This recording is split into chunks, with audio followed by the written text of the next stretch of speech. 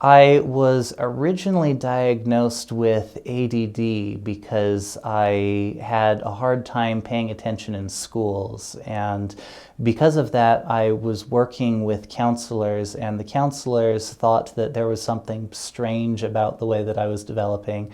People with Asperger syndrome often tend to have stronger math and some science skills and things like that. And so, just based on the way that I was acting in school, they thought that it would be a good thing to screen for, and they did, and they found out that I was definitely Aspie. And for a lot of people, having Asperger syndrome, that's a label, and we've been taught not to label people, but I have always felt as though being labeled as somebody with Asperger syndrome is actually a tremendous advantage, because the moment that you figure out not this kid is weird, but this kid is weird because of this specific set of circumstances, it allows you to tap into a set of resources that has been specifically developed for people with your condition, so that you don't have to rediscover everything on your own. I think that having a label gives you great power in that it connects you with other people who are able to help you.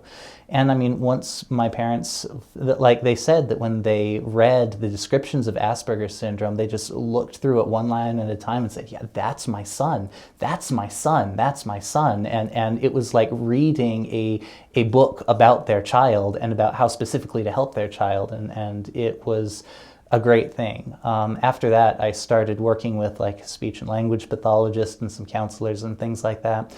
I remember they had these books that showed facial expressions. It's like, here are 25 different ways that people can have an angry face. And so if you see any of these variants of angry, it means that you're probably doing something that might be offensive, something like that.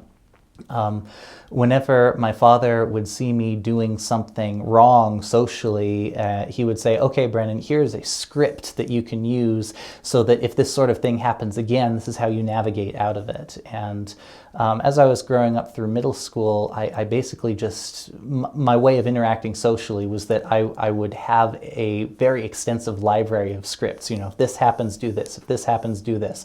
If somebody inexplicably looks, frustrated with you, apologize and ask them what you're doing wrong and try to develop a new script based on that. Just all of these different ways of interacting. And it wasn't until high school that I started being able to extrapolate from them general principles that helped me.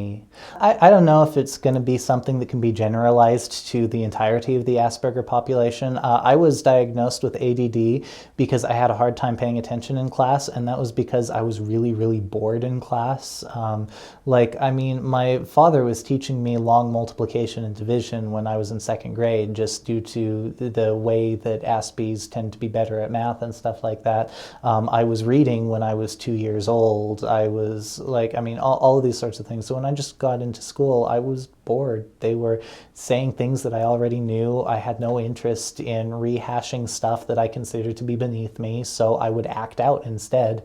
I thought that it was kind of interesting. I would do something weird and unexpected just to see how people would react socially. And generally it was with anger, but sometimes not. And so they considered me to be ADD because I was off the walls and uncontrollable, but that was mostly due to boredom, not due to actual attention deficit disorder. Aspies have the ability to hyper-focus, especially in their subject area, almost to the exclusion of other things. And so because of that, we don't have ADD. It's the opposite. We tend to be hyper-fixated on one specific thing to the exclusion of everything else, and that's what causes more problems than anything else.